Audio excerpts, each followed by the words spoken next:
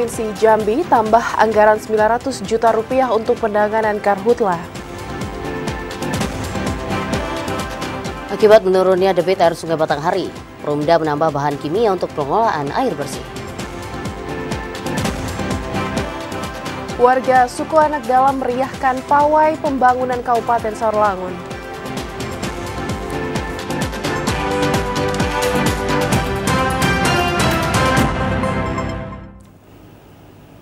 Assalamualaikum warahmatullahi wabarakatuh. Terima kasih saudara Anda masih setia menyaksikan Jambi hari ini, edisi Senin 19 Agustus 2024. Ya, selain 3 berita utama tadi, tim redaksi kami juga telah menyiapkan sejumlah informasi penting dan menarik lainnya untuk Anda.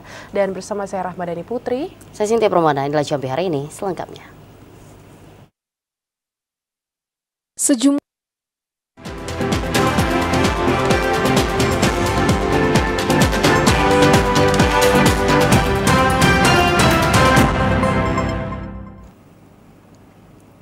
Ya saudara, kita awali Jambi hari ini dengan informasi berdasarkan data BPBD Provinsi Jambi hingga 12 Agustus 2024.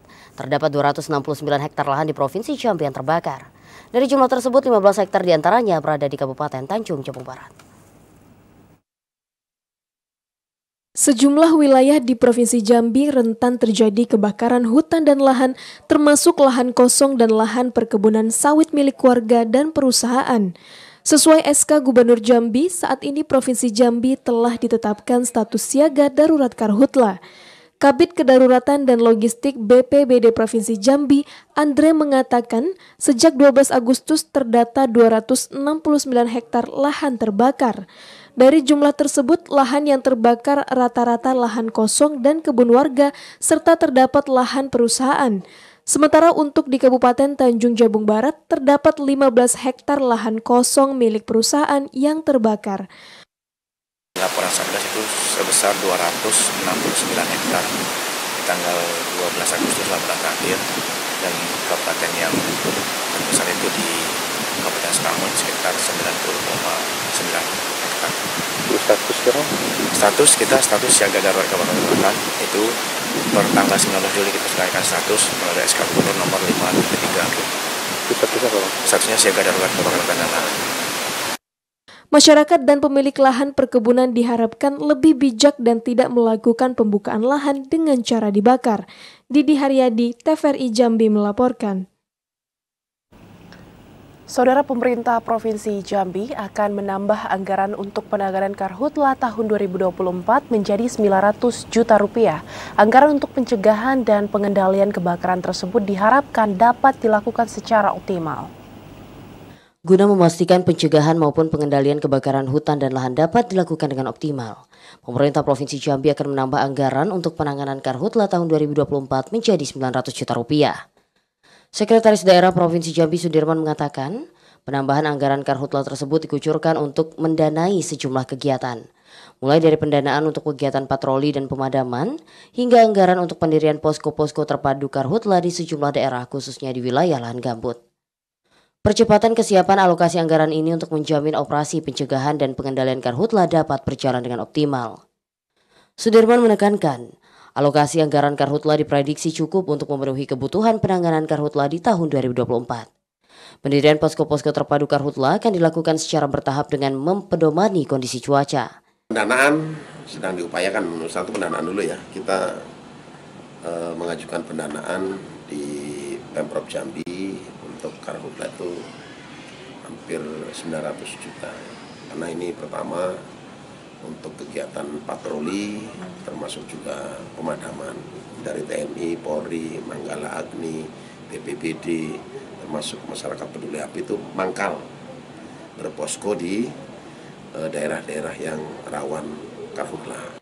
Pemerintah Provinsi Jambi telah menetapkan status siaga darurat kebakaran hutan dan lahan tahun 2024 sejak 19 Juli lalu dan berlaku hingga 31 Oktober mendatang. Randy Arta, TVRI Jambi melaporkan.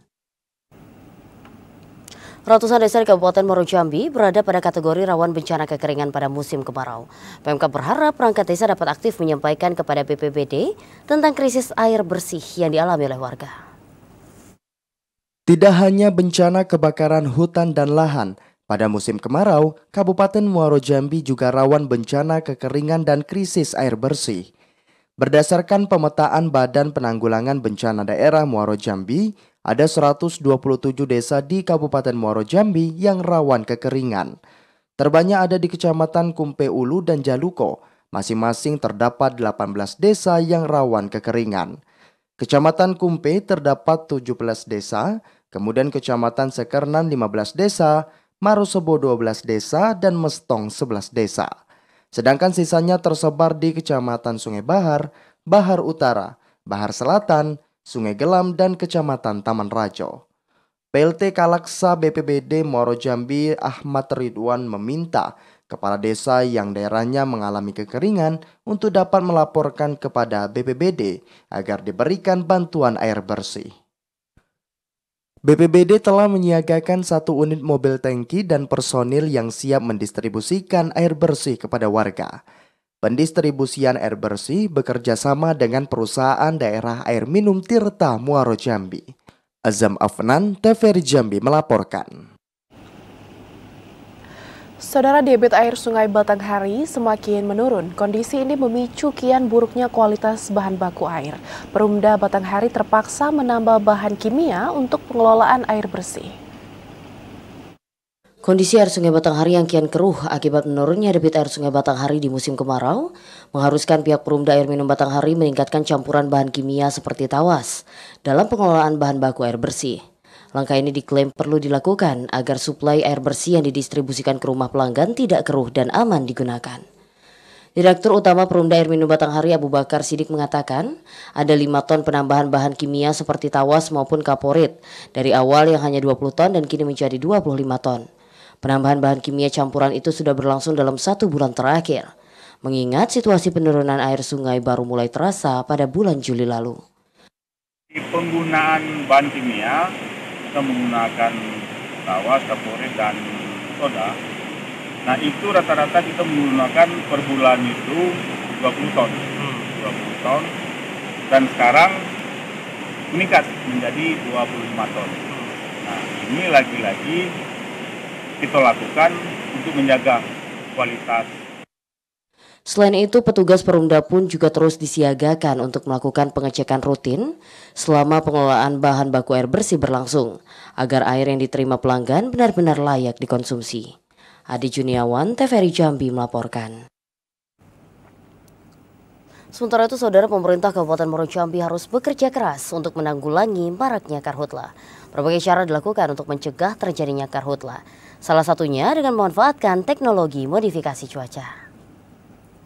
Kebakaran hutan dan lahan yang berpotensi terjadi di tengah puncak musim kemarau membuat pemerintah Muaro Jambi dan Kementerian Pertanian bersama Badan Riset dan Inovasi Nasional melakukan pengujian dan penerapan rekayasa cuaca dengan menggunakan teknologi pesawat drone.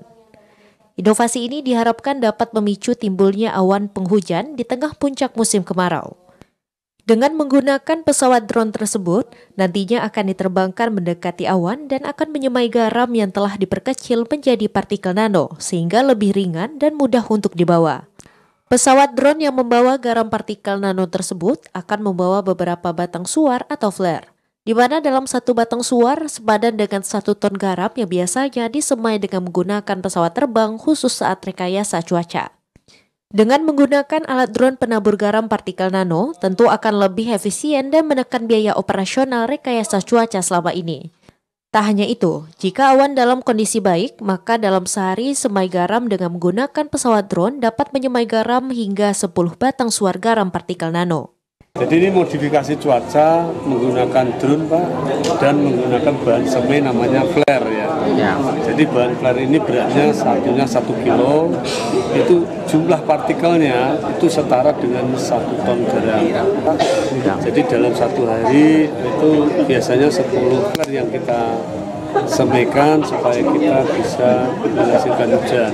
Kalau ada awan Pak, kalau awannya cukup banyak, maka dalam waktu 2 jam itu bisa terjadi hujan. Dengan teknologi pesawat drone untuk menyemai garam partikel nano tersebut, diharapkan bisa menimbulkan hujan buatan untuk menekan angka karhutla di wilayah Kabupaten Muaro Jambi, sehingga bahaya karhutla bisa lebih berkurang. Asyar, TVRI Jambi melaporkan. Saudara, tetaplah bersama Jambi hari ini karena kami masih akan kembali dengan sejumlah informasi penting dan menarik lainnya. Di antaranya beragam pertunjukan seni budaya ditampilkan di malam inaugurasi Dirgahayu Republik Indonesia.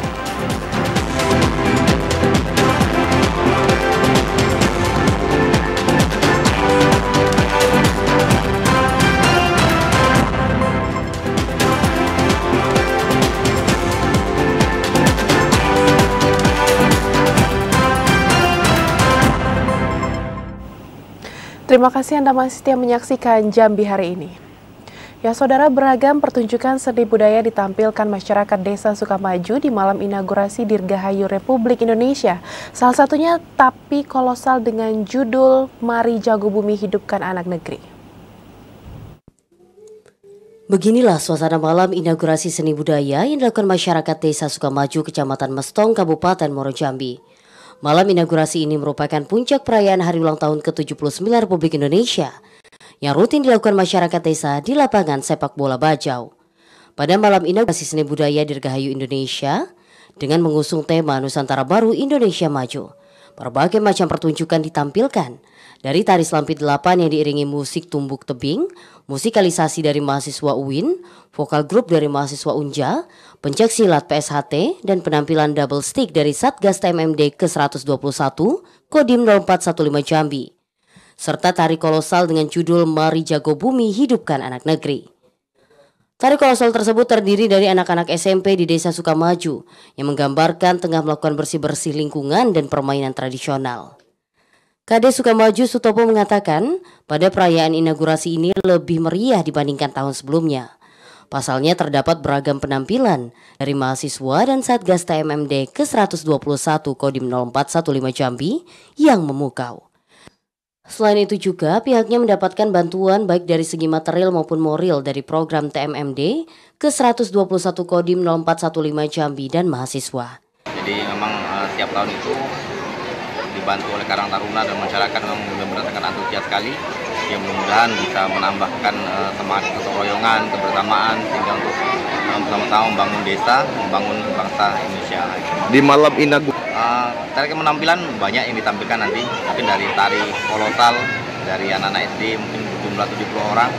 Kemudian ada tari sampai 8 ya, sampai 8. Pada perayaan hari ulang tahun ke-79 Republik Indonesia ini, diharapkan masyarakat dapat lebih kompak dan terus bersemangat dalam bergotong royong membangun negeri dan bangsa. Yogi Ramadhani, TVRI Jambi melaporkan. Saudara, berbagai perlombaan digelar masyarakat dalam rangka memeriahkan hari ulang tahun ke-79 Republik Indonesia. Perlombaan ini diharapkan dapat menumbuhkan semangat perjuangan dalam merebut kemerdekaan dan meningkatkan jiwa nasionalisme. Memeriahkan Hari Kemerdekaan Republik Indonesia ke-79 tahun, berbagai perlombaan digelar oleh masyarakat. Salah satunya masyarakat di Perubahan Permata Land 1, Kota Jambi. Endar, salah satu panitia, mengatakan lomba yang disiapkan bervariasi, mulai dari lomba untuk anak-anak hingga orang dewasa, seperti lomba fashion show, lomba pemasukan bola, lomba mewarnai, hingga lomba panjat pinang. Berbagai lomba yang disiapkan juga disambut antusias oleh masyarakat setempat. Bahkan kegiatan ini juga didukung oleh sejumlah perusahaan swasta. Untuk spesial Dirgahayu yang ke-79 pada tahun ini, luar biasa sekali kompak dan juga antusias dari teman-teman warga Permata Land. Dan dari belakang luar biasa kompaknya. Nah, untuk lomba ada banyak sekali pada kesempatan kali ini, mulai dari yang melibatkan anak-anak, bapak-bapak dan ibu-ibu, sampai nanti finalnya ada panjat pinang. Juga ada tarik tambang, ngeluarin bola dari box, dan ada banyak lagi. Di sisi lain, makna filosofis di balik kegiatan lomba-lomba diantaranya untuk menumbuhkan semangat perjuangan dalam merebut kemerdekaan, memupuk kerjasama dan gotong royong, serta menumbuhkan jiwa nasionalisme. Yogi Ramadhani, TVRI Jambi melaporkan. Berbagai lomba hiasi perayaan HUT ke-79 Kemerdekaan Republik Indonesia. Perlombaan diharapkan bisa membentuk karakter dan menjunjung tinggi kekompakan warga sekitar.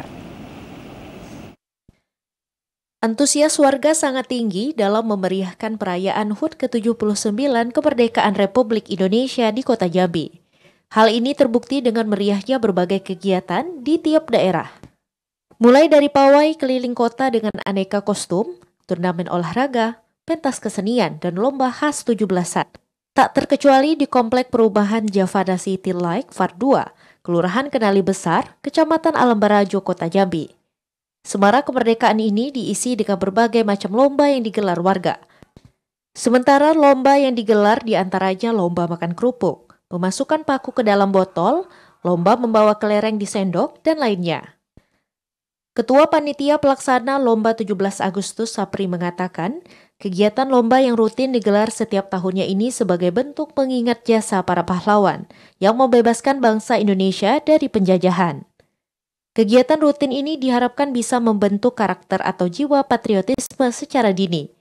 Selain itu, adanya perlombaan ini juga sebagai ajang silaturahmi dan memperkuat kekompakan warga di komplek tersebut.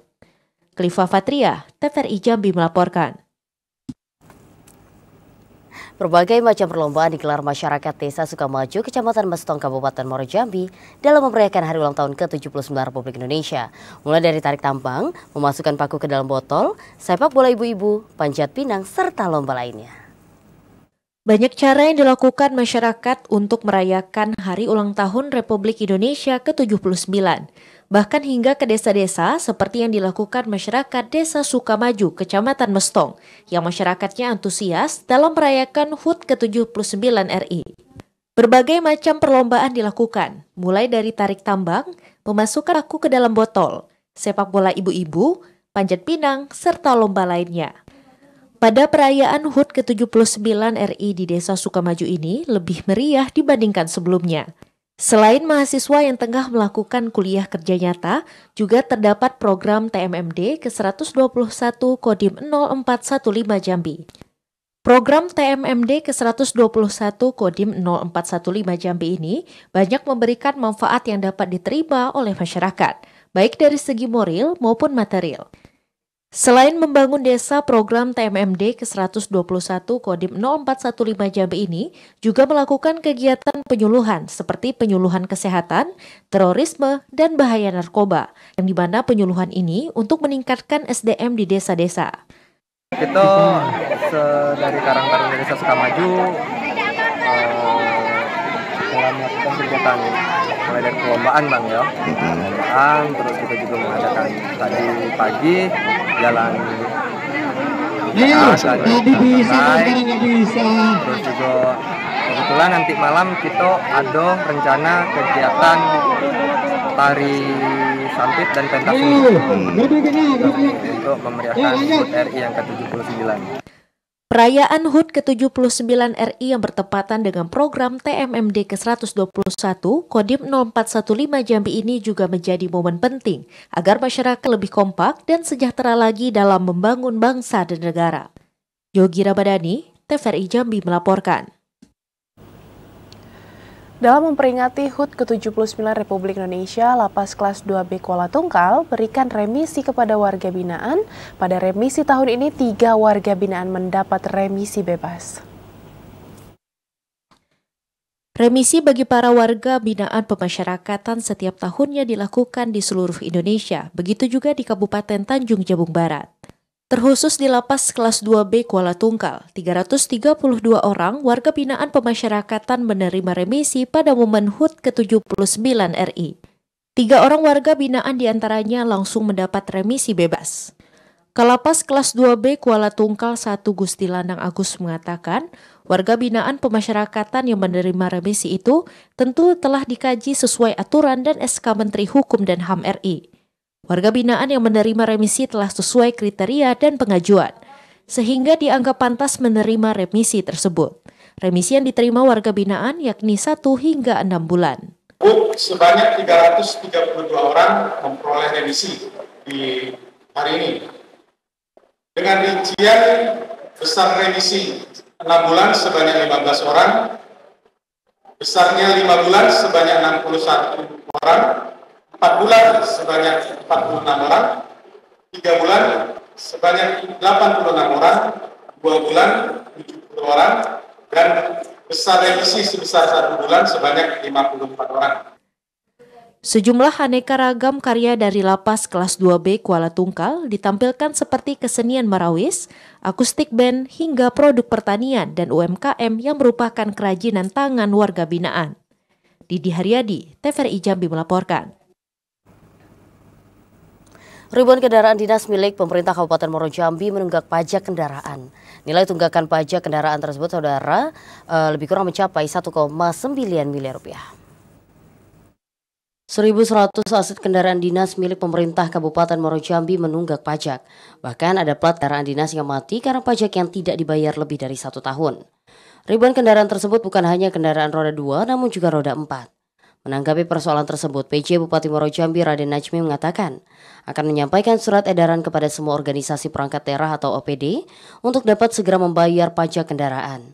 PJ Bupati menyayangkan kendaraan yang menunggak pajak karena anggaran untuk membayar pajak telah disediakan. Kita disiplin penggunaan anggaran, disiplin melaksanakan kewajiban. Kendaraan kan kendaraan dinas, anggarannya sudah tersedia. Kenapa kita lalai? Harusnya seperti itu. Maka saya mengharapkan lagi ini yang tahun anggaran berapa? Kalau tahun anggaran ini kan masih berjalan. Tapi kalau tahun kemarin, nah tentu tidak dilaksanakan menjadi silpa. Ribuan kendaraan yang menunggak pajak tersebut ditaksir mencapai 1,9 miliar rupiah. PJ Bupati minta semua OPD dapat segera membayar pajak karena anggaran pajak kendaraan dinas tersebut menjadi pendapatan daerah. Azam Afnan, TVRI Jambi melaporkan. Saudara, warga suku Anak Dalam meriahkan pawai pembangunan Kabupaten Sorlangun. Informasinya akan kami hadirkan usai jeda pariwara berikut ini. Tetaplah bersama kami di Jambi hari ini.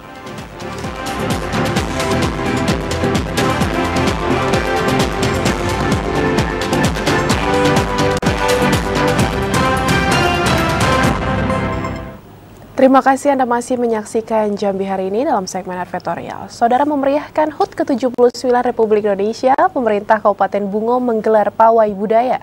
Peserta menampilkan atraksi budaya yang unik mulai dari tari-tarian tradisional, musik daerah hingga pakaian adat. Pemerintah Kabupaten Bungo menggelar pawai budaya dalam rangka memeriahkan HUT ke-79 kemerdekaan Republik Indonesia. Peserta terdiri dari pasukan paskibraka, masyarakat, pelajar, mahasiswa, dan barisan organisasi perangkat daerah di lingkup Pemkab Bungo. Setiap peserta menampilkan atraksi budaya yang unik, mulai dari tari-tarian tradisional, musik daerah, hingga pakaian adat yang mencerminkan kekayaan etnis yang ada di Kabupaten Bungo. Bupati Bungo Masyhuri mengatakan, melalui semarak peringatan HUT ke-79 RI tahun 2024, diharapkan dapat memupuk kebersamaan seluruh masyarakat Kabupaten Bungo, serta menumbuhkan jiwa nasionalisme. Sesuai dengan tema HUT RI tahun ini, Nusantara Baru, Indonesia Maju. Bupati mengajak seluruh lapisan masyarakat untuk bersama-sama mendukung pembangunan dan pengembangan sumber daya manusia menuju Kabupaten Bungo lebih maju. Di masa akhir jabatannya, Bupati juga minta agar pelaksanaan Pilkada Serentak 2024 berlangsung aman dan damai.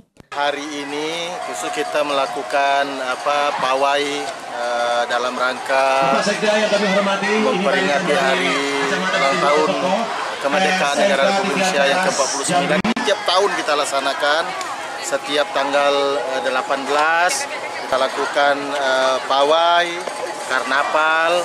Alhamdulillah kita lihat masyarakat kita ini, ajang masyarakat kita bersilaturahmi, kemudian juga anak-anak kita menunjukkan kebolehannya mulai dari SD, SMP, SMA, bahkan perguruan tinggi. Nah di sini kita berkumpul bersama-sama bentuk rasa syukur kita atas kemerdekaan Indonesia. Ya. Pawai budaya yang berlangsung semarak sepanjang Jalan Sultan Taha Kota Muaro Bungo ini disambut antusias oleh masyarakat. Pawai ditutup dengan penampilan pawai mobil hias antar instansi di lingkup Pemkab Bungo. Mukriandi, TVRI Jambi melaporkan. Saudara, pemerintah Provinsi Jambi kembali mengadakan program pemutihan pajak kendaraan bermotor bagi masyarakat. Program yang dimulai tanggal 19 Agustus hingga 30 September 2024 ini digulirkan dalam rangka memperingati hari ulang tahun ke-79 Republik Indonesia. Dalam rangka memperingati hari ulang tahun ke-79 Republik Indonesia, pemerintah Provinsi Jambi mengadakan program pemutihan pajak kendaraan bermotor bagi masyarakat.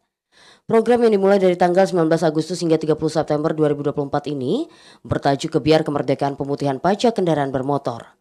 Sekda Provinsi Jambi Sundirman menjelaskan, untuk kendaraan bermotor yang pajaknya mati selama 2 tahun hingga 15 tahun ke atas, cukup membayar pajak 2 tahun. Pada program pemutihan pajak kendaraan kali ini, Pemprov juga melakukan pembebasan denda PKB. Bebas denda pokok dan denda BBNKB 2 kendaraan lelang, serta bebas pajak progresif termasuk diskon pokok pajak kendaraan. Pembebasan denda SWDKL LJ yang menunggak untuk tahun yang sudah berlalu juga dilakukan hingga 100%. Untuk dokumen yang harus disediakan masyarakat dalam menikmati program pemutihan pajak ini mulai dari KTP asli, STNK asli, BPKB asli hingga kwitansi pembelian kendaraan. Kita akan merealisasikan pemutihan pokok nih untuk pajak kendaraan bermotor, termasuk juga untuk sanksi administratif berupa denda, termasuk juga untuk yang progresif. Kenapa ini digulirkan untuk pemutihan ini dalam rangka untuk memperingati HUT RI yang ke-79. Masyarakat dapat menikmati program pemutihan pajak di seluruh pos pelayanan Samsat seprovinsi Jambi. Khusus untuk pembayaran 5 tahunan atau ganti STNK hanya dapat dilakukan melalui Samsat induk di setiap wilayah kabupaten kota. Randy Arta, TVRI Jambi melaporkan. Saudara, Kantor Wilayah Kementerian Hukum dan HAM Jambi gelar upacara Hari Lahir Kemenkumham ke-79. Kakanwil Jambi mengajak seluruh pegawai meningkatkan pelayanan publik dan bekerja keras dalam menciptakan hukum yang adil, transparan, serta responsif. Kantor Wilayah Kementerian Hukum dan HAM Jambi Senin pagi menggelar upacara Hari Pengayoman Kementerian Hukum dan HAM ke-79. Upacara yang dilaksanakan di halaman Kemenkumham Jambi ini dipimpin langsung Kepala Kantor Wilayah Kementerian Hukum dan HAM Jambi, Adnan, dan diikuti seluruh unit pelaksana teknis Kemenkumham Jambi. Dengan mengangkat tema Mengabdi untuk Negeri menuju Inovasi Emas tahun 2045, Kanwil Kemenkumham Jambi, Adnan mengajak kepada seluruh pegawai Kemenkumham untuk lebih meningkatkan pelayanan masyarakat.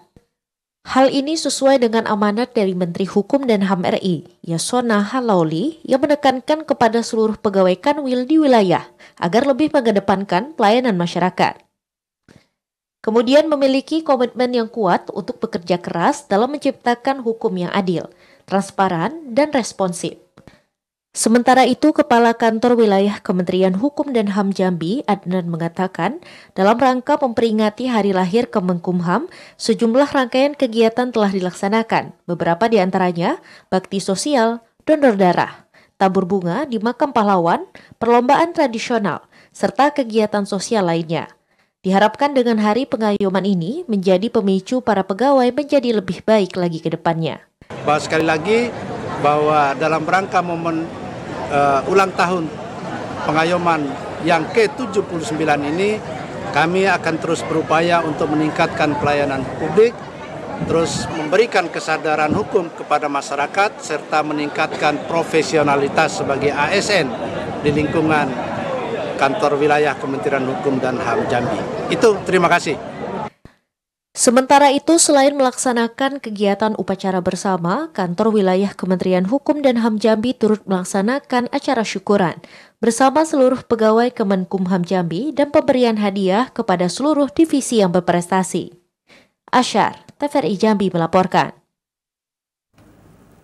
DPRD Provinsi Jambi secara resmi menyetujui rancangan KUPA dan PPAS perubahan APBD Provinsi Jambi tahun anggaran 2024 yang diajukan oleh pemerintah Provinsi Jambi. Dewan Perwakilan Rakyat Daerah Provinsi Jambi secara resmi menyetujui rancangan kebijakan umum perubahan anggaran serta prioritas dan plafon anggaran sementara APBD Provinsi Jambi tahun anggaran 2024 yang sudah diajukan pemerintah Provinsi Jambi dalam rapat paripurna. Persetujuan tersebut diberikan berdasarkan hasil evaluasi Badan Anggaran Dewan atas pelaksanaan tahun berjalan. Adanya ketidaksesuaian antara asumsi yang digunakan dalam penyusunan anggaran dengan perkembangan keadaan menjadi alasan utama persetujuan perubahan APBD. Melalui rasionalisasi anggaran serta menaikkan asumsi pendapatan menjadi solusi yang dilakukan untuk menyeimbangkan kembali neraca keuangan daerah.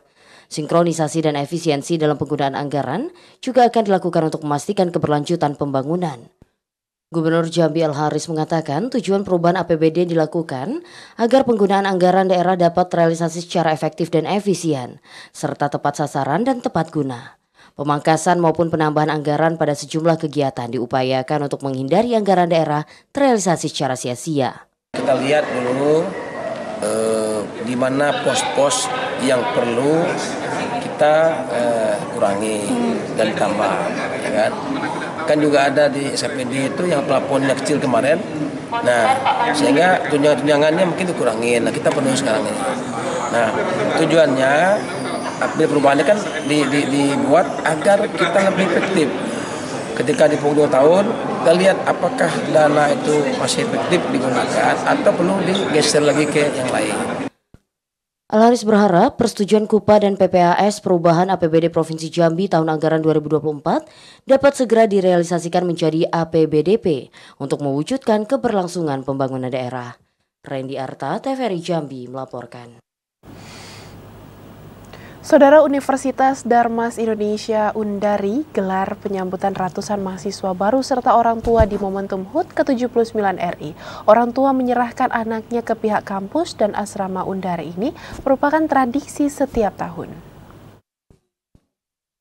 Pada momentum Hari Kemerdekaan ke-79 Republik Indonesia, Universitas Darmas Indonesia Undari menyambut kedatangan ratusan mahasiswa baru beserta orang tua di Dara Jingga Convention Center Kampus Undari. Pembina Yayasan Amanah Ampang Kuranji Alfiana mengatakan, penyambutan ini merupakan sebuah tradisi di kampus Undari, yaitu orang tua menyerahkan mahasiswa ke pihak kampus dan pihak asrama. Undari yang lebih dikenal kampus berasrama dan bertabur beasiswa ini hanya menerapkan 2 tempat tinggal bagi mahasiswanya, yakni di asrama dan tinggal bersama orang tua. Hal tersebut merupakan visi misinya Undari untuk mencetak lulusan yang berkompeten, profesional dan berakhlak mulia. Elviana yang juga selaku pimpinan Komite 4 DPD RI dan sekarang kembali dipercaya oleh rakyat Jambi terpilih sebagai anggota DPD RI ini, menambahkan pada tahun 2024, mahasiswa baru Undari hampir naik 2 kali lipat dibandingkan tahun sebelumnya. Hal ini menunjukkan kepercayaan masyarakat kepada kualitas Undari yang selalu berevaluasi setiap tahunnya.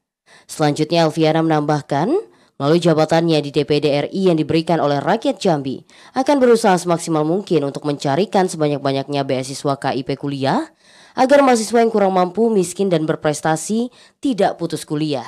Hari ini menyambut mahasiswa baru, sebuah tradisi di Undari, yaitu orang tua menyerahkan mahasiswa barunya ke pihak kampus, tepatnya ke pihak asrama. Karena memang mahasiswa Undari itu hanya tinggal di 2 tempat. Satu rumah orang tua atau tinggal di asrama. Karena memang itu visi misinya Undari, yaitu mencetak lulusan kompeten, profesional dan berakhlak mulia. Nah, untuk akhlak mulia itu hanya bisa menurut kami ketika mereka akan membina di asrama mahasiswa. Jadi kegiatan yang hari ini luar biasa. Ini rutin setiap tahun dan alhamdulillah tahun 2024 mahasiswa Undari hampir naik 2 kali lipat. Ramai sekali. Itu menunjukkan kepercayaan masyarakat kepada kualitas yang kami jaga terus-menerus. Beasiswa KIP kalau menunggu jatah normal mungkin karena tidak banyak dibagi oleh L2 Dikti ya. Tapi insya Allah melalui jabatan, karena memang jabatan ini diberikan oleh rakyat Jambi, saya akan berusaha mendapatkan sebanyak-banyaknya beasiswa KIP kuliah. Nanti akan tidak hanya untuk mahasiswa Jambi, hampir untuk semua anak-anak yang kuliah di Undari. Harapan saya kampus ini semakin dipercaya oleh masyarakat dan dosen-dosen kita tetap menjaga integritas, menjaga nuansa akademik yang prima, dan kami yayasan tinggal mengawal sehingga proses-proses tridharma perguruan tinggi itu berjalan dengan maksimal dan tidak dinodai oleh praktek-praktek yang tidak baik. Pada acara penerimaan mahasiswa baru tersebut, terlihat para orang tua penuh harapan kepada anak-anaknya dan menitipkan sepenuhnya kepada pihak kampus Undari. Syafwandi, salah seorang orang tua mahasiswa, memberikan kesan terhadap asrama mahasiswa yang nyaman dan bagus dan satu komplek dengan gedung perkuliahan. Fasilitas yang memadai ini tentu akan menjadi semangat bagi mahasiswa agar lebih fokus untuk menuntut ilmu. Luar biasanya pembina Yayasan Ampang Kuranji ini, pendiri kampus Undari ini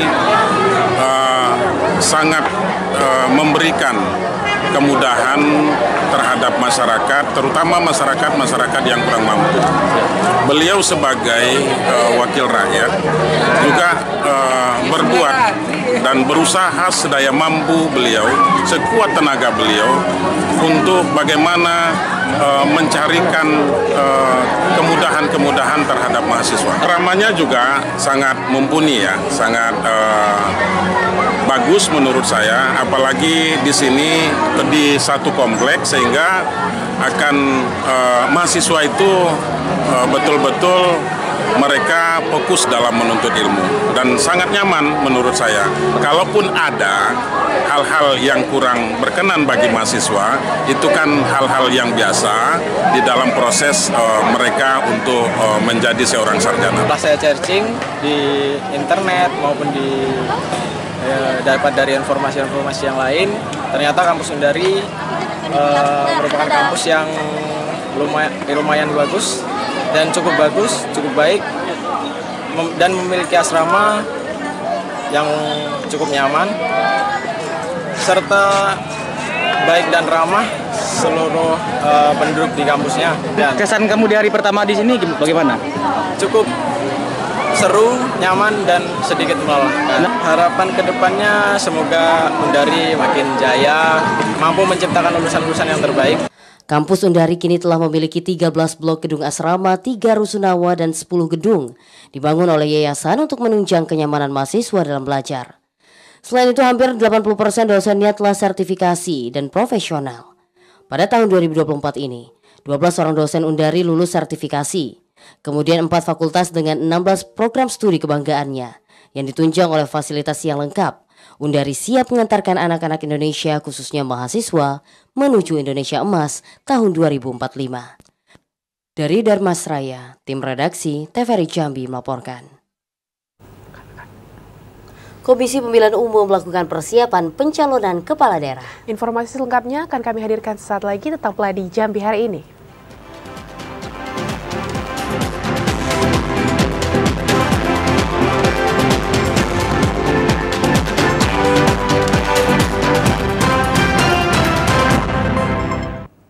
Saudara, Anda masih menyaksikan Jambi hari ini dalam segmen menuju Pilkada 2024.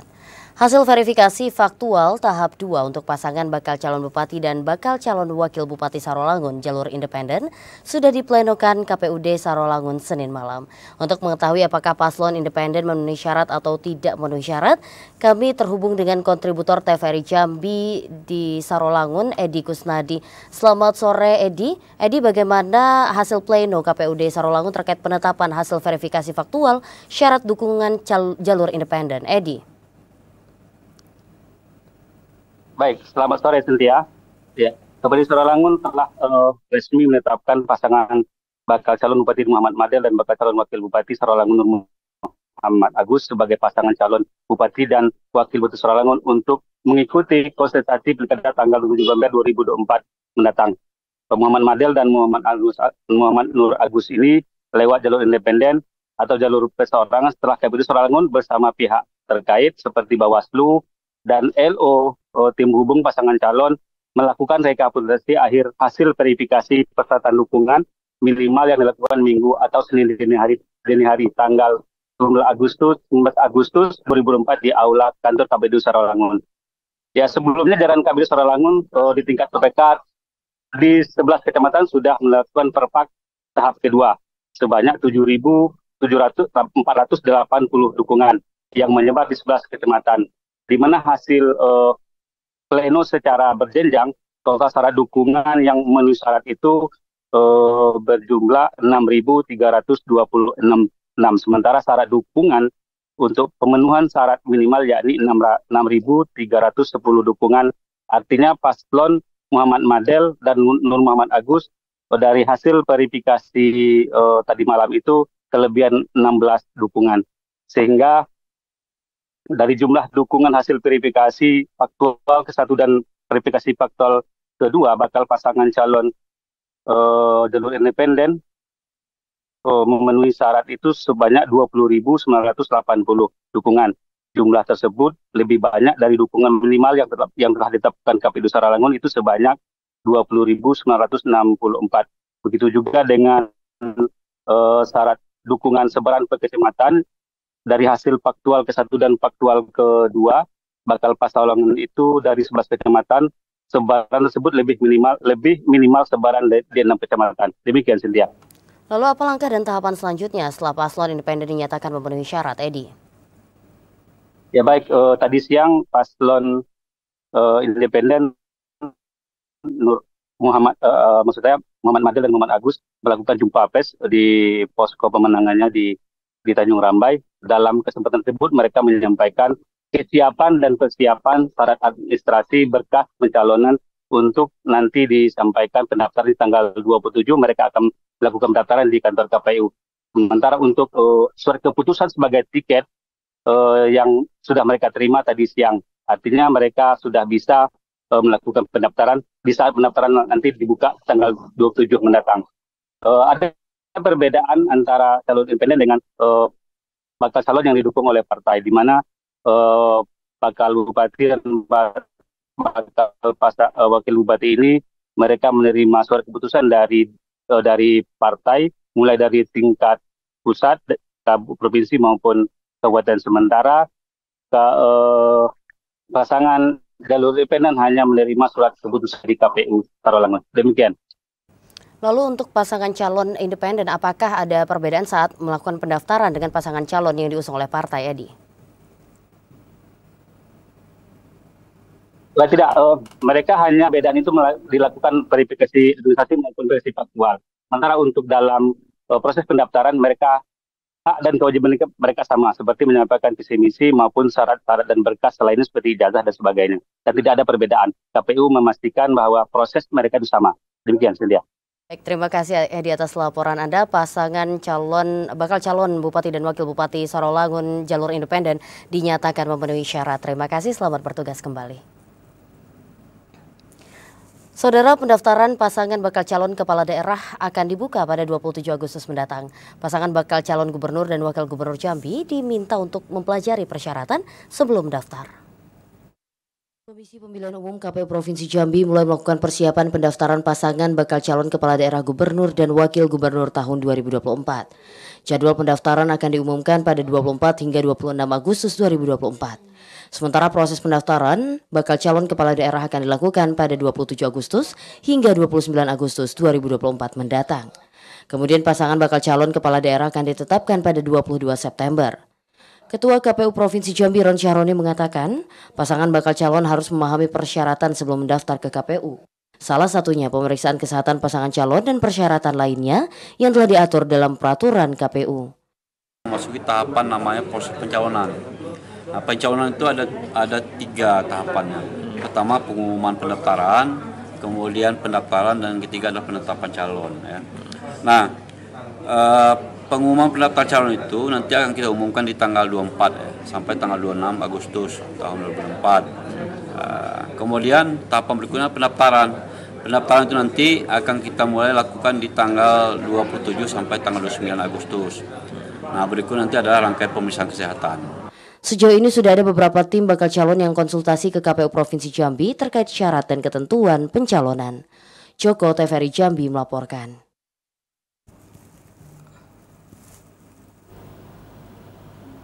Saudara, KPU Provinsi Jambi menetapkan 2.698.805 orang daftar pemilih sementara Pilkada Serentak 2024. Jumlah tersebut akan terus divalidasi sebelum ditetapkan sebagai daftar pemilih tetap. Untuk mengetahui informasinya, kami telah terhubung dengan kontributor TVRI Jambi, Joko Prastio. Selamat sore, Joko. Ya, selamat sore. Ya, Joko, apakah daftar pemilih sementara Pilkada Serentak 2024 telah ditetapkan KPU masih dapat berubah? Ya, baik, terima kasih dapat saya sampaikan bahwa memang untuk saat ini KPU Provinsi Jambi telah menetapkan jumlah atau daftar pemilih sementara untuk Pilkada Serentak tahun 2024. Untuk di menjelang pilkada ini sebanyak 2.698.805 orang atau penduduk Provinsi Jambi yang akan datang ke TPS pada 27 November 2024 mendatang. Nah, jumlah tersebut sudah ditetapkan oleh KPU beberapa waktu lalu di salah satu hotel dalam kota Jambi dalam menetapkan DPS. Kemudian juga nantinya data tersebut masih akan bisa berubah ataupun berkurang karena memang KPU Provinsi Jambi masih melakukan sejumlah pendataan ataupun validasi yang mana nantinya sebelum ditetapkan dalam daftar pemilih tetap Pilkada serentak 2024. Untuk diketahui dari 2,6 juta penduduk Provinsi Jambi yang ditetapkan sebagai daftar pemilih sementara ini, mereka tersebar di setiap kabupaten kota yang ada di 6.390 TPS, yakni diantaranya 1.360.794 orang. Ini pemilih laki-laki dan 1.338.011 orang di antaranya yakni pemilih dari kaum perempuan, di mana tersebar di setiap kabupaten, salah satunya di Kabupaten Kerinci yang mencapai 198.625 pemilih. Kemudian juga Kabupaten Merangin yang terdiri dari 214.000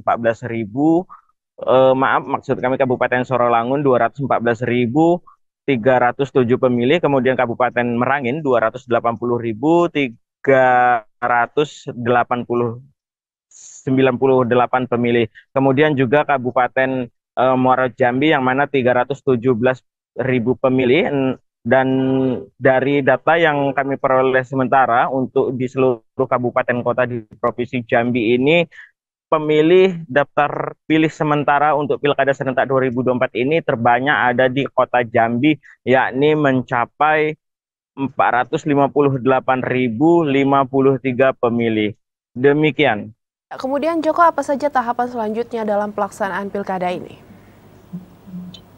Ya, untuk saat ini berbagai tahapan telah dilakukan oleh KPU Provinsi Jambi, yakni setelah melakukan pendataan dan pemutakhiran data yang dilakukan oleh petugas Pantarli beberapa waktu lalu, yakni petugas KPU telah menetapkan daftar pemilih sementara yang saat ini masih dalam proses validasi untuk ditetapkan sebagai daftar pemilih tetap di Provinsi Jambi untuk Pilkada serentak. Nantinya juga KPU akan melakukan pendataan dan menerima laporan dari masyarakat yang akan melakukan pindah pilih, baik dari luar provinsi untuk memilih di Provinsi Jambi ataupun sebaliknya dari warga Provinsi Jambi yang ingin memilih di luar Provinsi Jambi dengan kriteria ataupun syarat-syarat khusus baik dari pendidikan maupun pindah kerja dan lain sebagainya. Untuk saat ini masih dalam proses dan nantinya akan bergulir hingga menjelang pemilihan atau pemungutan suara pada 27 November mendatang. Demikian.